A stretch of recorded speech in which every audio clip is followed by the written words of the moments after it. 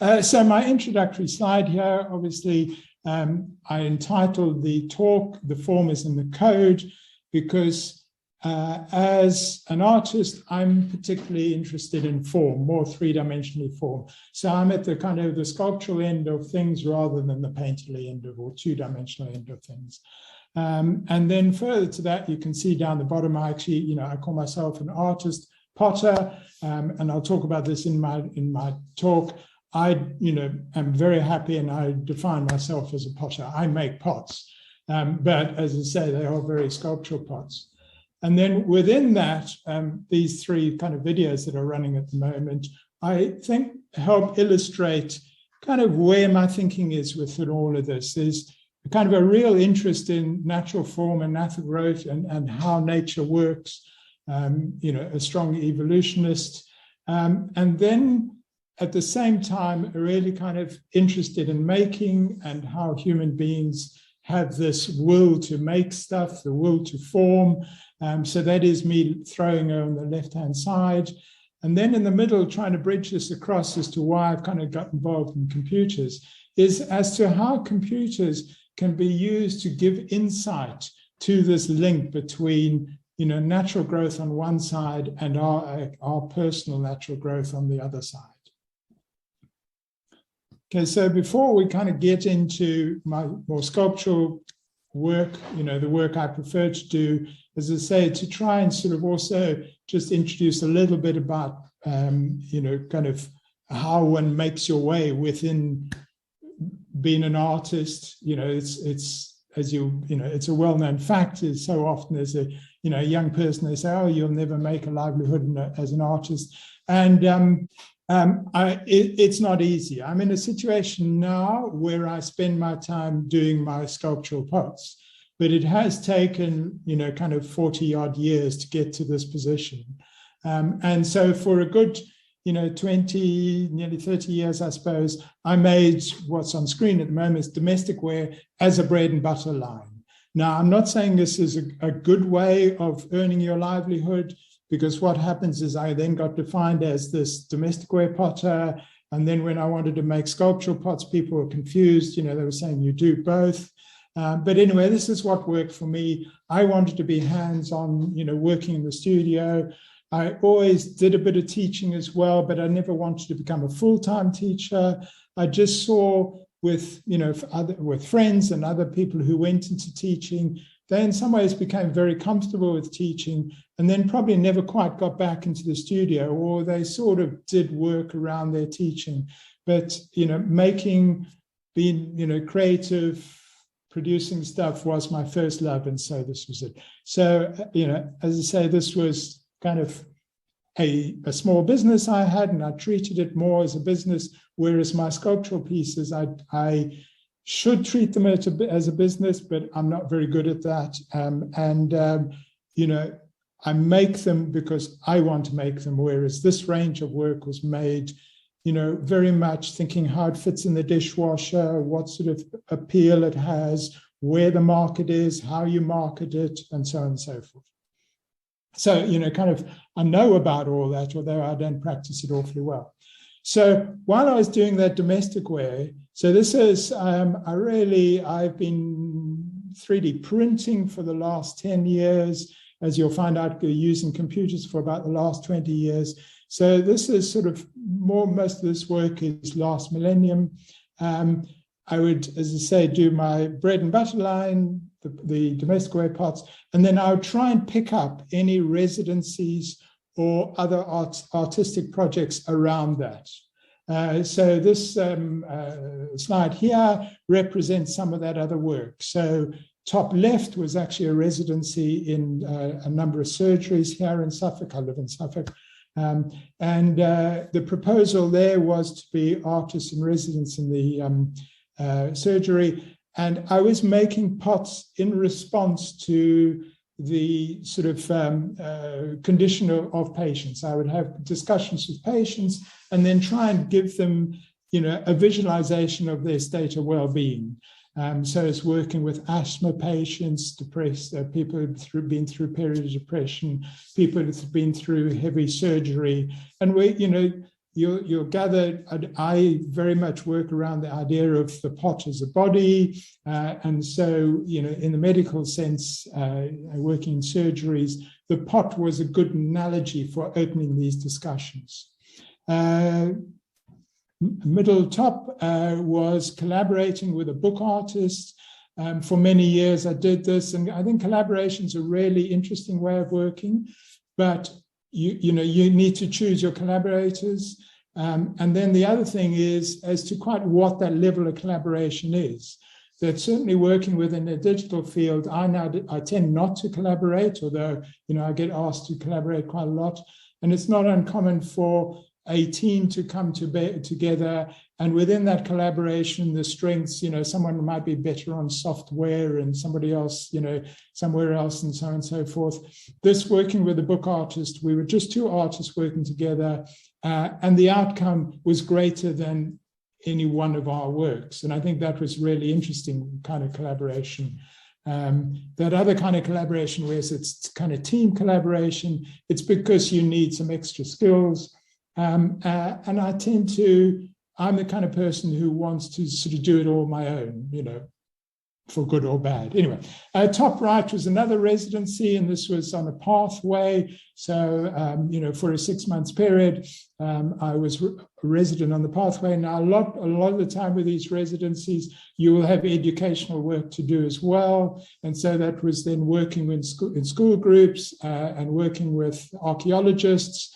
We were looking at how water levels might affect the area along the edge of this path. And so we were looking back over time as to how water levels had changed. And, 200,000 years ago, the water levels were different to where they were now, and so on and so forth. Some other images here, they just kind of represent pots that I was making, what one might call analog pots, made much more by hand. So these pieces in the middle here were thrown and constructed, thrown in porcelain, and then slowly built up. They were actually shown at the Collect Art Fair many years ago when it used to be at the V&A, exhibiting with Sarah Mycroft Gallery. This piece on the right here is coil built. The bottom right is also large coil built pieces.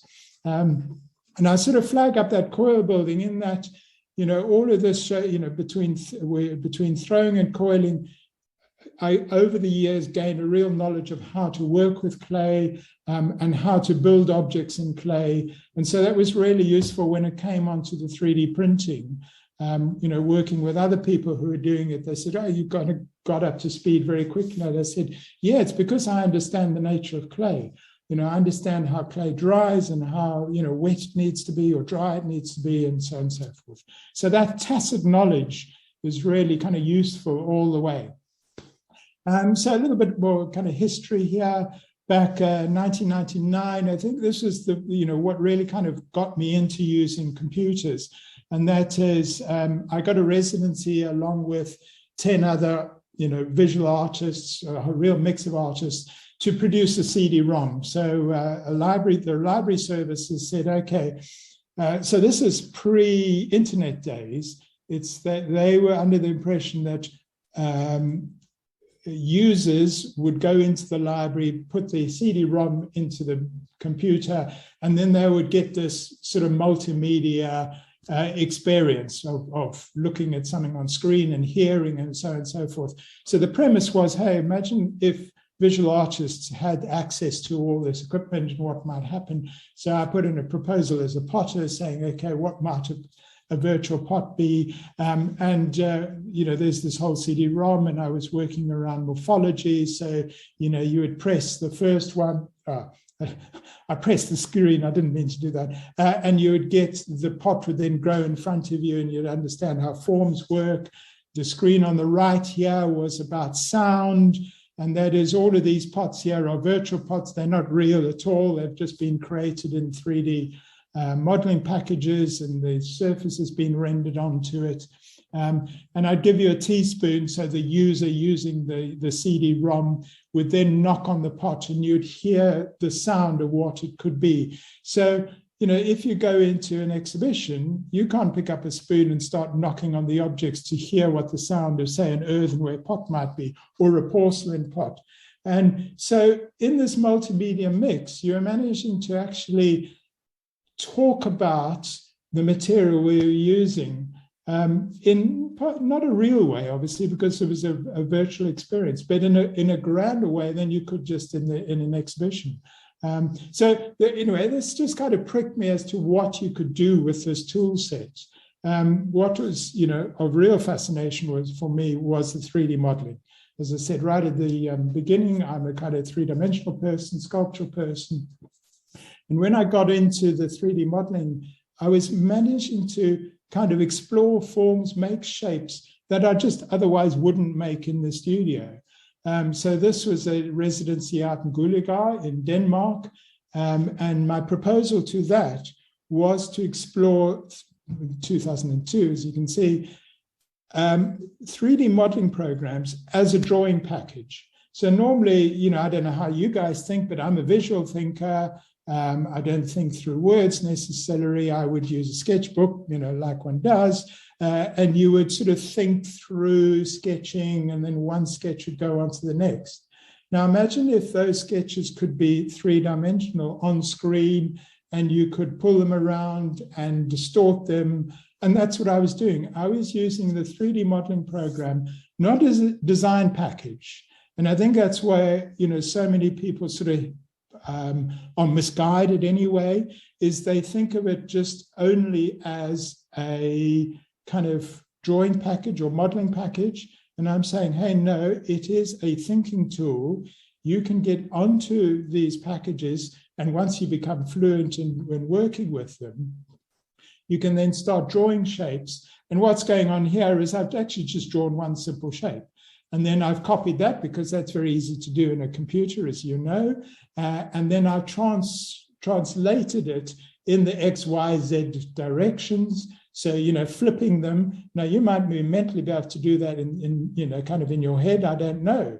But this is just exploring three-dimensional form. And then I would bring these shapes all together under different circumstances and get different results. Now, I wasn't 3D printing at this stage. All of this was about just kind of giving me mental visions of, so that when I went back into the studio and started, I would throw lots of, shapes, and then I would cut up those shapes and recompose, kind of three-dimensional collage. And so these pieces came out of that experience. But I wouldn't design these on computer. I would design them as I was working. So the journey of making the piece, was what the viewer then explores. So these are porcelain. Right, so going back a little bit more to kind of as to where this sort of whole thinking comes from. This is me about aged 8 or something. I was born in South Africa, grew up and left South Africa at 26 or something like that.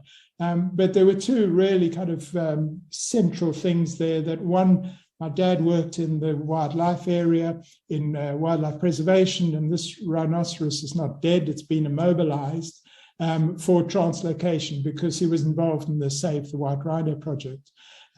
So that's what these images here are. The idea of evolution and ecology, are absolutely essential. I mean, I call them, for myself, a belief system, and I kind of quite like, or scientists will say it's absolutely, obviously, it's all fact, and I would agree with them, it's fact.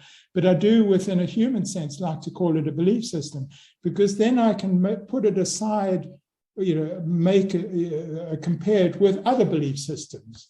And so often, if you feel, you sort of say, I come down on the side of the scientists, then, the human spirit kind of goes out the window because it's all just objective. And, I'm a great one for saying, no, there's still a human spirit. It's not something non-scientific, but I think the human mind is so complex that we each have an identity that you can still call the human spirit. So that's where I'm trying to go with that one. This is my world view of evolution and ecology, and that's what I try and bring into my work all the time. So this image in the middle here is something called the biology of beauty, and that is that because we have evolved out of this natural system, it's inevitable, don't we sit back and say, hey, just isn't nature amazing? Now, yeah, nature is amazing, but we are part of that natural system. So we're amazing, obviously. And the way we work is amazing. And therefore, all those sort of systems, proportions, fractal systems and that are out there in nature are also inside us. But not only kind of materially inside us, they are also inside our psychology, because our psychology has evolved out of the same system.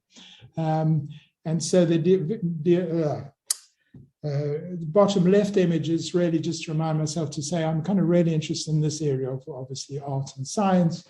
I would claim that artists and scientists are doing the same sort of thing. Quite often one hears about this divide between, the humanities and the sciences, or the arts and the sciences. For me, we are the same. Scientists are doing it in a very objective manner, kind of we're trying to do with understand the world by measurement, whereas artists are just trying to understand the world, through their own subjective view. But ultimately, it is to make sense of, kind of where we come from and so on and so forth. Right, I must move on, I think. So it's these sort of things that have kind of always intrigued me, and that is how from a cell, that cell divides, and then because of the code, as in my, the form is in the code idea of the whole lecture, those cells start growing and growing and growing into something else. So to read the slide, the fishes are coming down, the salamanders, tortoises. So the animal is in the vertical, and then the slow development is obviously going along horizontally. Now, the timeline to each of these is quite different. But, basically you take a ball of clay at the beginning and you start modeling with that. And through processes and ideas, it grows into something else. Now, obviously, here it is the DNA that is encoding how it should grow. In your artworks, it's your creativity that allows it to grow. I'm intrigued as to how we can start incorporating computer code and how that computer code can copy natural processes. A natural process has simply been a random yes-no type thing. You just now had the Jackson Pollock image up. And I'm intrigued by Jackson Pollock paintings. At one level, they are just paint thrown around, but we really respond to that. And then art historians, scientists are then actually saying, hey, but it's starting to make a fractal pattern, that when you go right in, there's little drips. When you come right out, they're big drips. And so these fractal patterns are something that we find in nature as well. Obviously, a cell is a small thing, and then that grows into a slightly bigger thing, and you get multiples of it happening in, say, a tree. A branch happens, and then that branch branches again. That's a fractal pattern. And we have an inbuilt psychology that sort of reacts to that. So this is the image of soap bubbles, okay? And so this is really just looking at a curve. And it might be seen as reductionist, but it's the way I think. I like taking things right back to their base level to try and understand how that affects me emotionally. So here we've got a curve. And if you say working on the pottery wheel and you're trying to get a really nice curve on your form, where better to look than a natural curve happening on a soap bubble? Okay. I assume you find these curves really kind of sharp, precise, and beautiful. So it's that aesthetic that I'm looking for as well, is trying to understand what it is in natural phenomena that we find beautiful, and why is that? And then mathematics can start to describe all that. And then mathematics is taken to computer code. And so I can code this curve and many other, sort of natural processes. And so I'm trying to kind of work in that area of subject, objective. So I work in quite an objective way using mathematics and code, but it's the emotion that you get out of that that I'm actually looking for. Okay, so that quality of that curve, sort of you want to run your hand over it or not, sort of thing. And that's the emotion I'm talking about. So that whole kind of association with nature was one defining, sort of when I was growing up, defining factor. This was the other, that obviously being out in South Africa, it was then still apartheid South Africa. And this here is all work of the Zulu people. I lived in Zululand, so this was indigenous work that, these are photographs that I've taken myself, that I was surrounded by. Now, it was, as in the word, apartheid South Africa, so as you can see, I'm a white person, colonialist. My upbringing was separated from the indigenous people. So I went through school, and then I went to a white university, and there I did history of art, like you do. And obviously it was European history of art. Here I was in the southern tip of Africa, but we were learning, fine art as done in Europe. And that's, understandable. And that if you lived in Europe, you would study the art that is around you. But it was sort of a real dawning in the university is that what I was learning as to what art is and what fine art is just had no relevance to the indigenous culture around me, because that the description or how art was defined had not come out of that culture. Here, the European culture was being imposed on the indigenous culture, and the objects that they made as artistic expression was then categorized by this European, sort of whatever category. And so what you're seeing on screen in a European context would all be understood as craft work. Now, are you then saying, okay, and as you probably well know, the craft work is within a European context is seen at a different level than, say, fine art is. You then saying that, this indigenous African culture had no fine art, so they are lesser artists than the European artists because they didn't have any fine art. And you just, all I'm trying to flag up is cultural context. That I think is absolutely ripe at the moment. And this it's a whole kind of discussion in itself. But I think, where I'm going with this is what happened for me was I was getting interested in pottery, and I thought, am I going to be a sculptor, as in a European fine art sculptor? Or because I prefer pottery, I want to do pottery. But, I'm then also told that it's a craft, it's a lesser expression. That's not, sort of, anyway, I decided to be a potter then, and this sort of whole area has grown for me. And I've worked in, sort of reading, my reading is much more in the area of the anthropology of art than in the history of art. If you learn, as a European that is, if you learn history of art, you're going to learn European fine arts. But if you look at anthropology, and that's the study of human beings and study of culture and so on and so forth, then the dynamic changes. And they say, okay, sort of for the last 50,000 years, spread over the whole world, there has been artistic creativity going on. And this is in rock paintings and, rocks that have been, sorry, just somebody coming into the room there. Where, I won't get into it, petroglyphs, that's where rocks have been, patterns have been chipped into other rocks, so it's low relief patterning.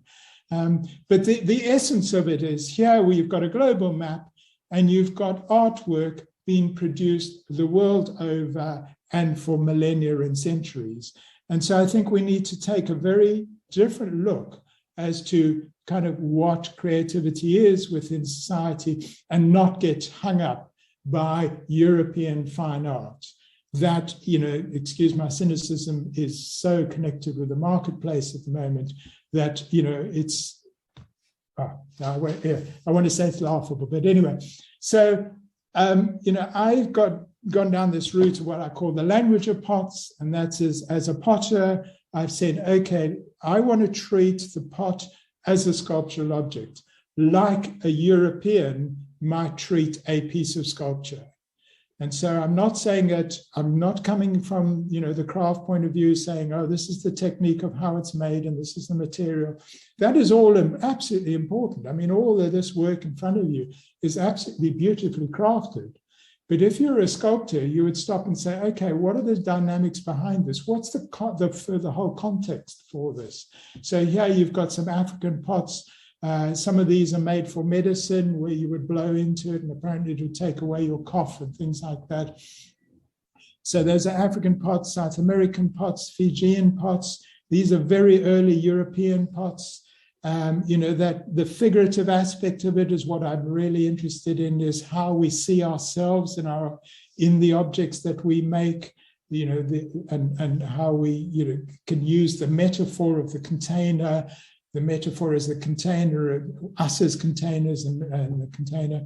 Very early Japanese pots, Central American pots, but pots from around the world have had this sculptural, the kind of content that any fine artist would be trying to find in their work. So anyway, that's how I position myself. So this is just a bit of reference to that anthropology of art that I was talking about. Some of the, sort of the authors that I'm looking at anyway is Dennis Dutton, and as you can see, the art instinct. And the principle of that is that I showed you that world map, and human beings have populated, across the world, however they got to wherever they are, is a whole, another theory. But the point is that they took art with them. For some reason, art had been selected the whole time, from an evolutionary standpoint. So this art instinct is that we have an instinct for working creatively, for the desire of beautiful things. And so Elaine Dissignac, talking about art and intimacy, I think really interesting there. It probably, it takes a female author who's been through childbearing, is to actually stop and look at how young people slowly build an awareness of their world. The idea that well, it's not an idea. I mean, there's amazing research that's been done around early year development, and the lack of early year development, and how that development affects our aesthetic appreciation, understanding, and so on and so forth. This book of hers is What Art is For, is so working within the ceramic or the pottery world. I think it's quite relevant in that so often I get people saying, all right, what's the function of it? Because pots within a Western context, and I appreciate a lot of the students are not necessarily Western, and I'm not trying to speak for you at all. I can only talk for my educational background, is that pots have this function. In other words, they function. And that function is always just a material function. Okay, you fill it up. It's a way of getting the food from the, sort of off the table and into your mouth kind of thing. And I'm saying, hey, no, if you start looking at it in an evolutionary sense, or having read Elaine, she is saying that it's, the nature of evolution is such that something is selected for because it functions within the society. And so art has a function within society. So I can say, oh, the pots that I'm interested in function in that matter. It's not a materialistic function. It's much more of a sociological, I call it spiritual function, that my work and the works that I'm interested have. Where this goes into is embodied cognition, that again is kind of a whole area in itself, and now is not the time to go into it. But it's something that really influences me strongly, and that is this idea, that within, again, European philosophy is a dual sense. There has been the theories around the idea of the body and the mind, but modern cognition and studies within cognition, and that is how we think and understand stuff, by using senses and so on and so forth. They can better understand how the brain works. And they are saying that, hey, no, there is not a division between the mind and the body, that actually it's all embodied, and that we think with our bodies ultimately. That all the sensations that we have got into our brains have come through our bodies. And I think basically, again, with all of this, huge subject, and these are authors, that have, sort of, I'm really interested in. But it comes to, I think it's really important for people who make, is that there are things like mirror neurons that have been discovered. And that is that when you do an activity, there are neurons in your head that are clicking away.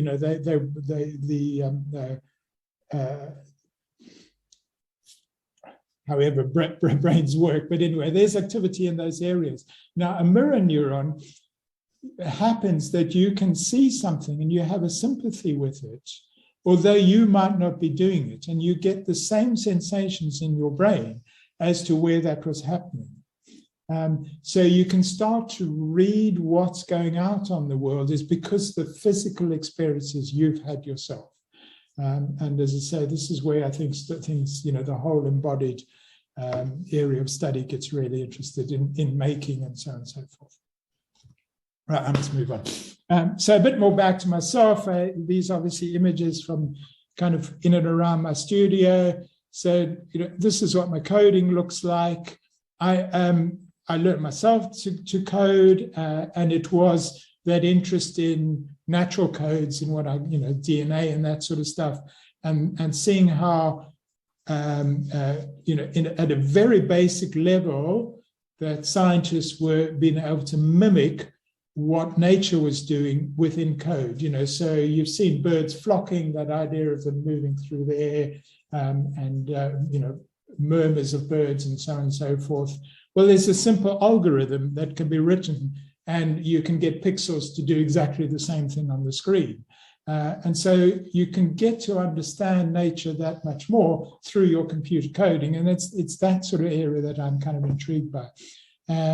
So you can see printers here, as I say, interested in the form, on the mesh. And I've flagged this up a little bit already, but I've done a lot of testing within clays and 3D printing, and that has developed out of the tacit knowledge that I have, sort of built up over 40, 30 years of working in clay. Obviously, the 3D printing really is just a building technique. Once the stuff is made, you can see it's three-dimensional coil building, or computer-guided coil building. Computer-assisted coil building. It's wet when you print it. It then gets leather hard. You dry it, and then it goes off to the kiln. So there's all the firing that still has to be done. So there's all that knowledge of glazes and so on and so forth that's ultimately got nothing to do with the 3D printing. And I sort of don't want to have to explain that, but I do get people saying, I was at an opening, and the opening, sort of the person doing the opening said, I gather there's some work in the exhibition that hasn't been touched by the human hand.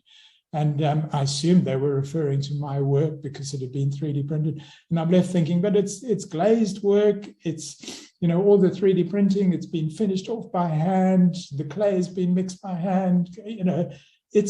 The 3D printer is just a tool that has been used somewhere in the process, but the process is as involved as any other process of working with clay. So anyway, this is just to kind of illustrate, a range of works. So these iceberg pieces that were early works of mine, and that is over here I have coded a cylinder, and then at each point on that cylinder, the cylinder is made up of this mesh, so you can think of it in the physical world as a bit like a chicken wire. And then that chicken wire can be pushed and molded into all sorts of different shapes. And what's happening here is that I put in something called a noise function, a noise algorithm, And that's not noise as in musical noise, but just noise as in random noise. You know, they talk about noise in outer space. And so this noise is then pulling at where the mesh crosses and distorts the shape down into, you know, the final result. So obviously, in an artistic way, I'm talking of, you know, using the iceberg as a metaphor for the way we are dealing with, you know, it's becoming an icon of the, you know, the idea of the iceberg as melting ice, a representation of what we're doing with our environment. So that's the, you know, the kind of the content of the work. Then further to that, I'm using porcelain, so the material becomes important to the expression that obviously the porcelain is rock hard, but it's the translucency of the porcelain I'm intrigued by. So you're getting an analogy with the translucency of the ice, or the ice quality that one talks about in porcelain. So the, you know, my choice of material is important. Then also this noise that I'm using to distort and give me the shape is the sort of quality that is also, you know, the randomness of the way that ice melts or the way that earth erodes as well. So once again, you know, the code that I'm using is a reflection of the natural processes out there. So there's, you know, that context as well. And then also the 3D printing goes, you know, layer by layer. So this idea of how icebergs are laid down layer by layer, my process is also layer by layer. So you can see the, you know, the content or the subject matter of my work, I hope, is carried, you know, through the material, through the process, as well as the artistic, you know, idea that I'm trying to carry forward. Right, I must move along here a little bit. So random growth series. So here what I've done is in my computer, I've defined a three-dimensional virtual space, and I just allow a sphere to wander around through the space, and slowly a form is randomly, you know, sort of made. Now, that randomness, admittedly, I choose which ones to carry forward, but ultimately I start to see figures in most of these forms that are randomly formed. So I think what is important here is that, you know, these are ultimately kind of very basic shapes. They're randomly formed, but I'm hoping that the viewer is bringing their own kind of intrigue. And inevitably, we see ourselves, you know, we see our world in our own way. In other words, we start to see figures in these objects. And that is because we are figures. These objects would be, we associate with a scale. That scale is a human scale. And so here I'm just trying to sort of flag up as to how subjective our viewing of any object is. That there is the point where I'm using very objective manners to sort of generate this work, but it's the subjective reading of it that is of importance to me. So something like this piece here, the blue piece, is just randomly grown sort of vertically, whereas the other three pieces, all of those, I've started to put a mirror symmetry onto them. And you can see in the drawing in the background, you know, a digital drawing of my own. I've also used this mirror symmetry. And so symmetry is, again, you know, natural pattern making that is out in natural forms, flowers particularly, for example. But in our own makeup, you know, we've got arms left and right and a bicentral symmetry. So, you know, with the coding, I can set that up so that the randomness is then mirrored over on the other side as well. But then it's not absolutely, you know, symmetrical left to right. I put a little bit of randomness into the code as it's happening. Seedbed, here what I've done is, you know, generate a morphology of forms. So all of these forms come out of one bit of code. And so I've written a small little sort of piece of code and it uses something, spherical harmonics is the algorithm that sort of starts to make these shapes. And it's got a number of parameters to it, and I turn down the parameters and you get, an initial shape. And in this case, I've got this sort of banana shape top left. And then I can start to manipulate or just change the parameters, change the numbers, change the code, and it starts evolving off down, into this shape here, or it starts moving off and evolving into that shape across there, or inevitably on the diagonal, you get a mix of the top row and the vertical row, and then you get the complexity that's going off to the right as well. So, at one level, yes, just a very kind of objective, almost scientific-like inquiry. But at another level, I say, hey, no, you as a viewer, you could start to, you can bring, what about your own lives? Sort of that you start as this very simple being and that you have a life experience and that builds and then that builds. Whereas you have another life experience and that builds. And then it's not surprising that over time you've become this much more complex thing where all of these life influences start to pull together.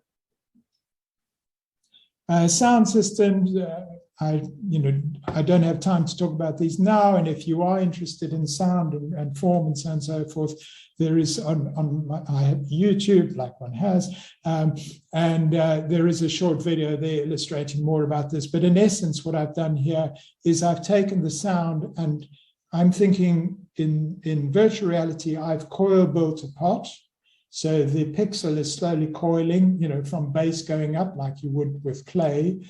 And then I've added the sound onto the circumference of that coil. So as the volume or the rhythm changes, so the pattern on the surface changes. So basically from base to rim, and the length of these pieces would be the length of the piece of music, is the audio texture of that piece of music. This one here, I've put a piece of Bach music up against a piece of bird music. And here, what I was trying to do, I was intrigued to know whether the patterns that are in human music could also start to be visualized in bird or animal music.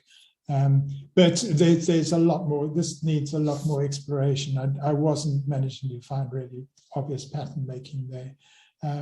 I've already spoken about the curve, the beauty of curves, that within mathematics, you can then start really playing with curves and, as in here, sort of spirographs and so on and so forth. But what's wonderful is once you start, you kind of go down a bit of a rabbit hole, you start researching more. And so astrological patterns, the way that planets move around each other is getting into this same sort of thing. So again, here you can see I kind of work in these morphologies of little pots. This piece, as you can see, I call it the ecosystem, and I've purposefully laid it out in a kind of skeletal way, I suppose, as though this might be a bit of a backbone, and then, elements branching off from that backbone. And so you can see how within the shapes. So again, this is all coming from one piece of code. I've just, coded a little piece. And then I run the code with numbers and I output a shape, and then I change the numbers and I output the next shape, and then just, you just change the numbers slightly, and you start to get this kind of morphing, evolving shape that goes way down there. And then from here, it obviously can branch out from there.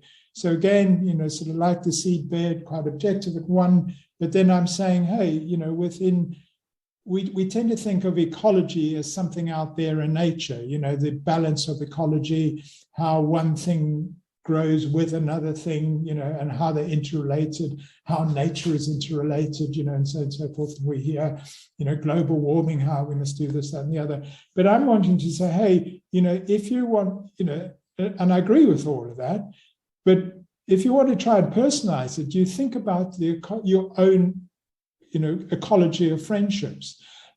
or, sort of what you do in your lives. And so here we've got a number of containers and how we kind of container each, things within our life, and what's the relationship between one bit of contained life against another bit of contained life. And then what happens, excuse me, if one of these is removed, then what moves in to replace it? You see, that's what we learn from natural ecology out there. And so within your friendship groups, sort of if you move on, go somewhere else, a friend moves away, who moves in and actually replaces that friendship, and so on and so forth. So we start to understand ecology, in our own lives so much more. Harmonic vases. Here I'm taking again this harmonic function and putting it onto a cylinder. I do need to, again, sorry, I must move along. But what really intrigues me here is, I think if you look at this work, you wouldn't be surprised that I'm, very much like the sculptural work of Brancusi. So I talk about these as being very Brancusi-esque. And I'm very cool with that, and I'm, happy to admit that. And the kind of the interest there is then Brancusi was very interested in folk art. So he was going back and looking at folk art and trying to learn from folk art as to kind of what his own aesthetic might be, and talking about instinct.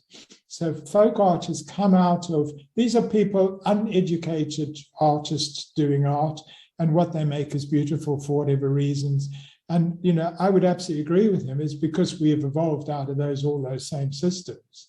And so rather than just looking at, say, folk art or the instinct that is within folk art, I'm saying that through the computer code, I can start to look at the instincts that we have grown up with, because they are the patterns that of nature as such.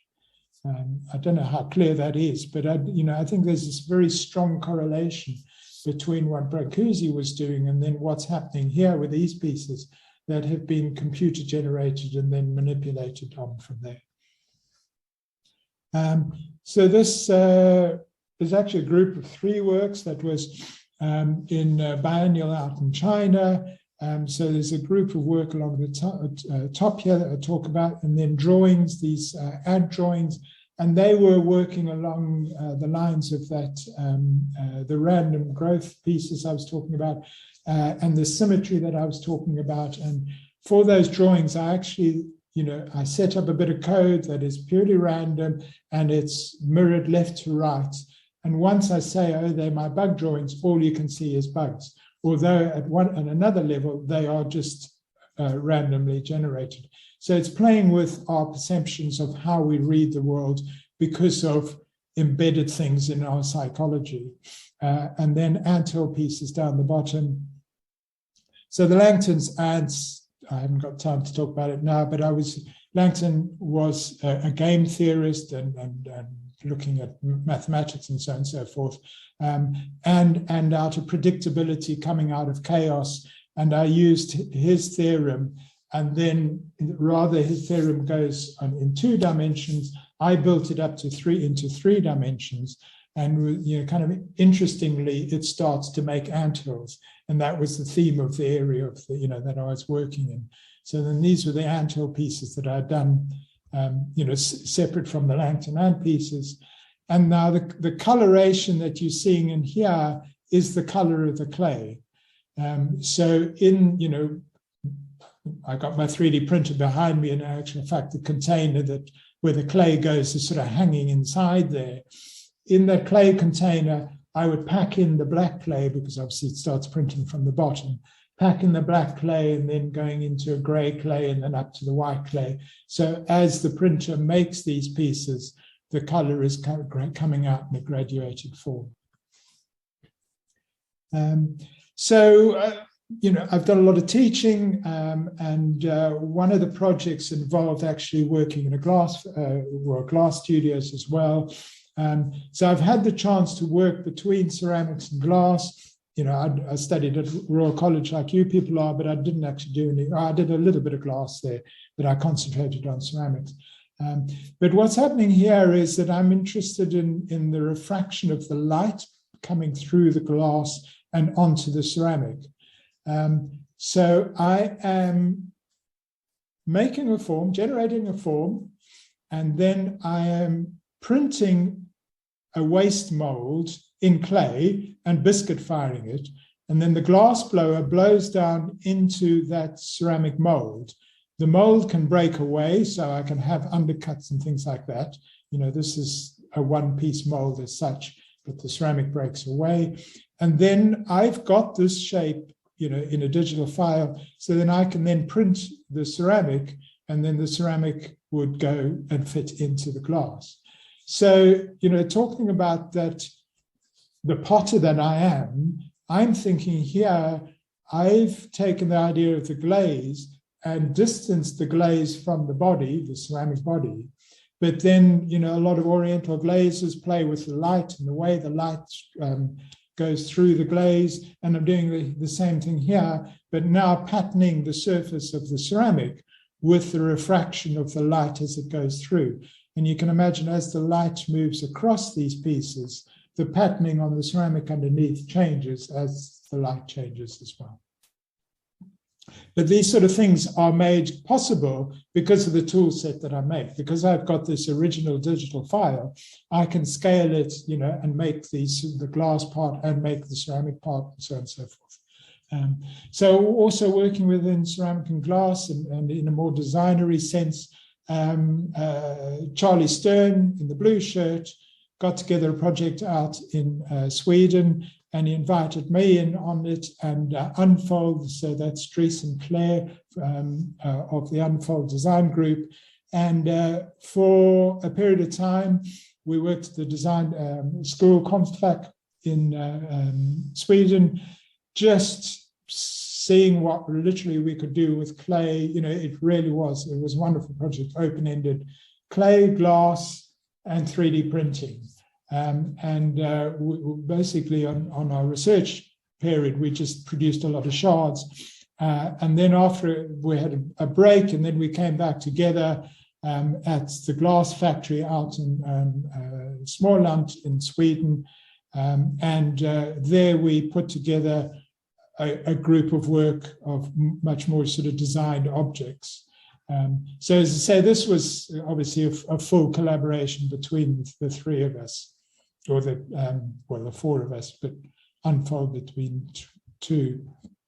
Here you can see we were actually putting the ceramic back in the glory hole. So the ceramic was printed and fired, and then the glass blower would blow down into the ceramic. And then for these jug forms, you know, for the rim to be finished off and handles to be added, it would go back into the glory hole. So we were really stressing the clay, and not many of them actually managed to survive. You can see this jug here, the ceramic is broken away, but the mold of the ceramic is actually really interesting as well. Anyway, the final sort of proposal we put out with these vase forms. So here you can see, obviously, unfired, unglazed, or fired ceramic and glass combination. So back to my own work, something I call random cube. And so here it's a bit like a Rubik's Cube in virtual reality. And I just tell the cubes to either switch on and off, and I generate a lot of kind of information, you know, from that bit of code. And then my working process is to take that and import it into my modeling program. And then in the modeling program, and I use one called Blender, is I can then edit and draw that further. So you can see this is the sort of the computer generated form. And then I do a lot more drawing over the top of that, you know, with the mouse and in a 3D modeling program. And so obviously this is just a mesh representation of one of those pieces. And then those files get carried on and printed. So this is a work that is exhibited out in France, I think. And here I took the title from Darwin's notebook of where he first thought about this idea of, sort of how animals, how nature has evolved, how the natural world has evolved, and from a point one here, and then you get the branching system and evolutionary form and so on and so forth. So that's the structure I've used, and I'll show you in a moment. And then overlying that, I've used the idea of skin color for the actual objects. So this idea that humanity has actually evolved out of Africa, out of dark-skinned areas, and then sort of along through and across and into the Americas and up into Europe. So if we go back to my piece, actually a bit out of view is penciled onto the exhibition surface is that tree taken from the Darwin notebook. And then I've started with, let me go to the next one. My original pot is this little one out here, and that evolves into this pot, that evolves into that pot with the branching tree, and then that branches out here, and that branches back in there. And so, here what I'm trying to talk about is the kind of obviously the evolution of form, or morphology of forms, going from a beaker through to much more of a vase form.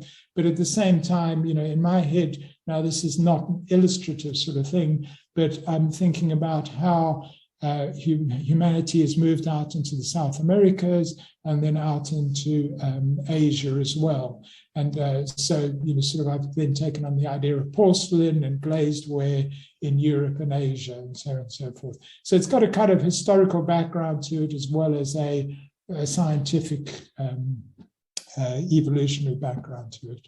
So that was, I think, fractals is, I've spoken about that a little bit earlier, this idea of how things branch and so on and so forth. So you can see some works there. For that last exhibition was part of a residency out in Austria at a sanitary ware factory. So that's why this room looks like it is. And this is the machine that is actually behind me that I'm now using. And so this object could actually be printed in one underneath this machine, but you can see I've actually printed it in 5 pieces. And this has just been practical, that if you set out trying to print all of this in one and something went wrong, you either start again or you start having to do repairs. So I've printed each leg separately, 4 prints, and then the big bowl part on top was the 5th print, and then slowly put it together. So I think that's, the point here is that it's not a plug and play system at all that I'm using. I think about it as coil building, and I think about this as my assistant, my studio assistant, to help me with my coil building. It knows what the drawing has been. I've done the drawing on computer. I can put the drawing on an SD card that sits inside the machine here, and then the machine knows just where to put the coil of clay, and I sit and work with that. So if you're kind of interested in fractals at all, I would point you towards this guy, Ron Eglash, who's an American philosopher, mathematician, but he's looked at a lot of African, at fractals, and then how African maths and how much fractal patterning that there is in African maths, and kind of, it helps support my politics, but I'm really interested here how African mathematics that is much more fractal is much more eco-friendly as well. The Europeans have come out with a much more kind of linear type mathematics, whereas Africa for millennia have had something that is much more ecologically sound. Again, so the ceramic pieces here have been generated out of branching systems, branching codes. But I think very satisfying here, there's a good 10 years between the drawings at the back and the pieces in the foreground. And the drawings at the back were actually done by hand with magnets and iron oxide. So I was putting iron oxide on the paper and then drawing the magnet underneath. But it is kind of interesting how you keep working over the years and then ideas just keep coming back and back. So again, these are the branching pieces, fractal patterns. That again, it's just one piece of code, and I can just change the angle or the length of the branch, and you start getting all these wonderful different patterns. Taking the fractal pieces into 3 dimensions. This is a much more complex fractal, something called the Mandelbrot fractal. Anyone who's kind of knows their fractals. So I've taken this 3-dimensional fractal, and again, I can change it. The generated shape is quite a blob, just a blob. And then I do a lot of editing in the 3D program, putting it into the shape I want. Another area I've got into is knot theory and knots. So, here in virtual reality, the knot starts and it goes around and twists in 3 dimensions, and then, knots itself up. And there's a whole kind of theory around these. And again, so I draw my knots as meshes, and then I can recompose those. So in actual fact, this here is two knots that have been brought back together to get that sort of symmetry. Those last pieces were about kind of 20 centimeter high, where this is about 35. So when I'm printing these are about 40 centimeter in size when I'm printing them. So rooted series, so again, this is branching systems that sort of branches from inside and then goes out onto the sphere. Noise series, so here what I'm doing is taking a shape and I'm almost eating it away from inside with this noise, this random quality. That metaphorically I'm kind of interested in how, the noise around us, how what we hear inevitably makes us either feel good or down, and the noise that surrounds us kind of gets to our emotions and eats us up inside or not. And now my last slide, just before we take a break, is a recent exhibition out in Benjamini Center in Tel Aviv that I didn't go to, and the premise of their exhibition was it was just coming out of COVID, and it's easier to move work than it is to move people. It's not easy to move work, but how about you send the file and the host center then actually prints the file. Now, this is a premise, interesting premise is that you now don't need to send your work. You just send the file and it gets made and then exhibited. I participated in an exhibition like this some years ago that had been come out of Denmark. And I was just very ambivalent about it a little bit, in that I'm left thinking, my work is highly crafted. I don't think somebody else can actually make my work. They can have all the objective information, but then actually, realizing it is up to the skills that I have and the knowledge that I have as well. So anyway, so for this piece I proposed, and it's called Twins, Nature and Nurture. I made the form, as I do. It's a knot piece, and I could send them the 3D file, and I also sent them the glaze, and they then produced the twin out there. So there's the Israeli twin, and there's the Suffolk or Tel Aviv twin, and the Suffolk twin, and there's their example, and I got them to print out a picture of the Suffolk twin as well. So, sorry, I went too quickly. The essence of it is that, as far as I'm concerned, there's a lot of skill involved. Well, inevitably, I'm going to say that, aren't I? There's a lot of skill involved in here.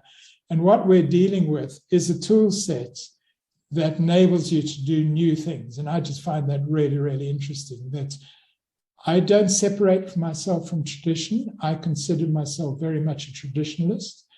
I really like, as I've always been saying, form, and the kind of pots that I like are often coil built pots, because with coil building, you can get much more diverse and dynamic shapes than you can, say, with with throwing.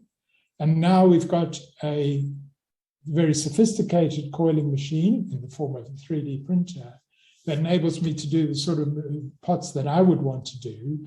But I still very much talk about glaze and form and all those traditional stuff. So as I say, I see myself as a traditionalist. So yeah, thank you.